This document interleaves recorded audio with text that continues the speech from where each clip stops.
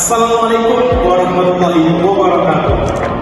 Pada kesempatan kali ini, kami akan membuat video untuk memenuhi tugas RTL KPPT JSS Muara Manusia dengan tema Teknik Persidangan. Namun sebelum itu, perkenalkan nama saya Bisa Tazerozi. Saya Haris Aruni. Saya Ibu Nurjati Zahra. Saya Bayu Rina Mustafa.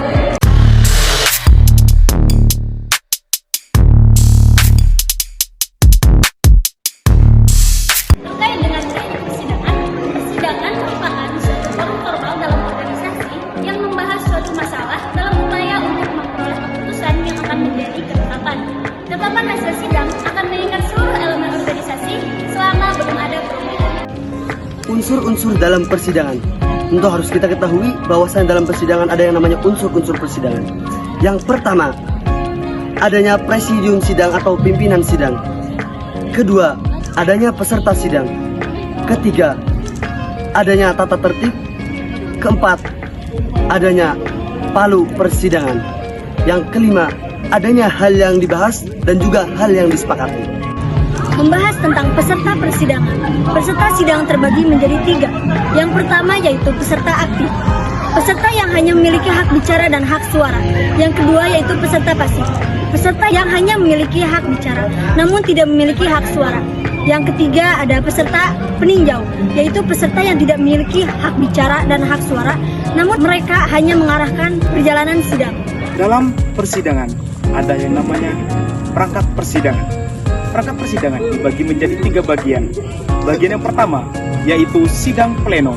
Sidang pleno adalah sidang yang dihadiri oleh seluruh peserta sidang untuk membahas mengenai tugas dan wewenang.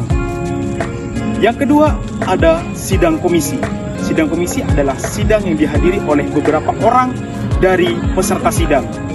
Dan yang ketiga itu ada sidang paripurna, yang mana sidang paripurna itu dihadiri oleh seluruh peserta sidang untuk mengesahkan dan menetapkan keputusan dalam musyawarah.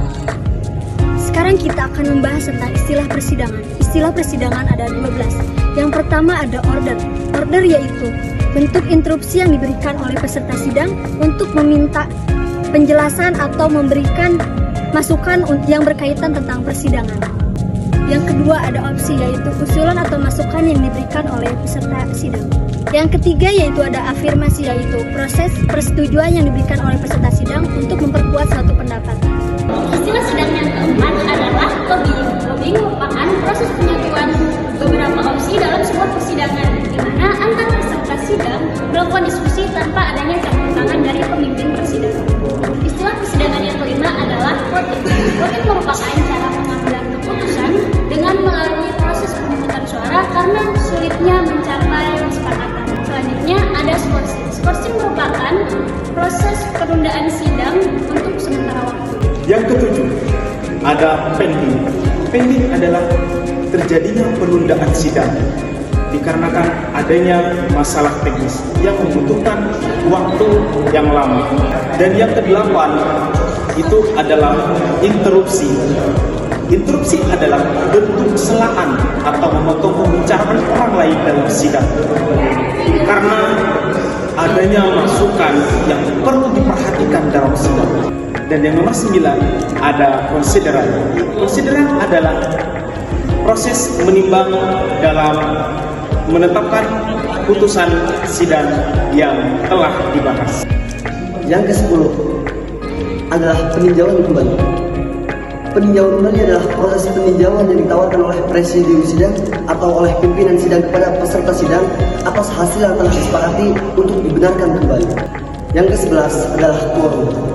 Quorum adalah jumlah minimum peserta sidang, seperti halnya setengah ditambah 1. Semisal 100 berarti harus 51. Yang ke-12 atau yang terakhir yaitu walkout. Walkout adalah kegiatan meninggalkan ruangan karena tidak setuju atas keputusan dalam persidangan. Dalam teknik persidangan ada interupsi persidangan yang terbagi menjadi 6 bagian. Yang pertama ada point of question. Point of question merupakan bentuk interupsi berupa penyampaian informasi yang perlu didengarkan oleh seluruh peserta sidang termasuk pemimpin persidangan. Yang kedua ada point of order. Point of order adalah bentuk interupsi yang dilakukan untuk meminta penjelasan dan memberikan masukan yang berkaitan dengan jalannya persidangan.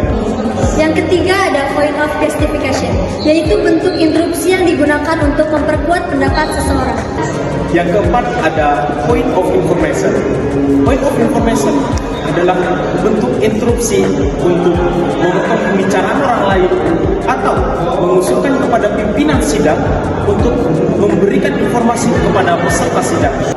Yang kelima ada point of correction. Point of correction adalah bentuk interupsi yang dilakukan untuk mengoreksi pendapat atau informasi yang disampaikan oleh peserta sidang. Yang terakhir atau yang keenam adalah point of privilege. Point of privilege adalah bentuk interupsi yang dilakukan oleh peserta sidang yang ditujukan kepada presidium sidang karena ada peserta sidang yang merasa tersinggung atau ada peserta yang izin ke toilet. Macam-macam ketukan palu dalam persidangan.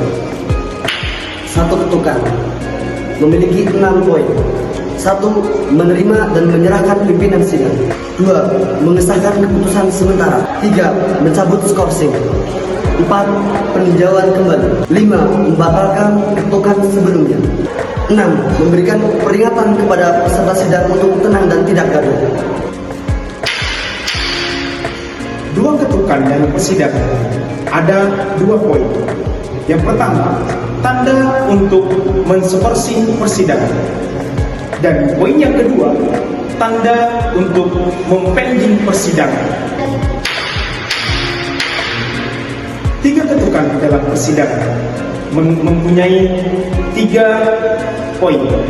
Poin yang pertama itu mengawali dan mengakhiri persidangan. Poin yang kedua adalah mengesahkan keputusan akhir. Dan poin yang ketiga itu adalah mengesahkan konsideran.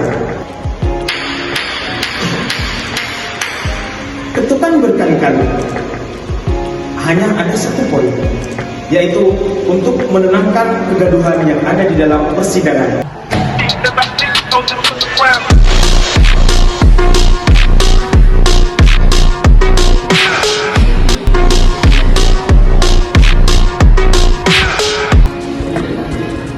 Mungkin hanya itu materi dari kami tentang teknik persidangan.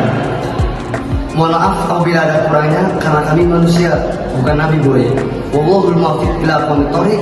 Wassalamualaikum warahmatullahi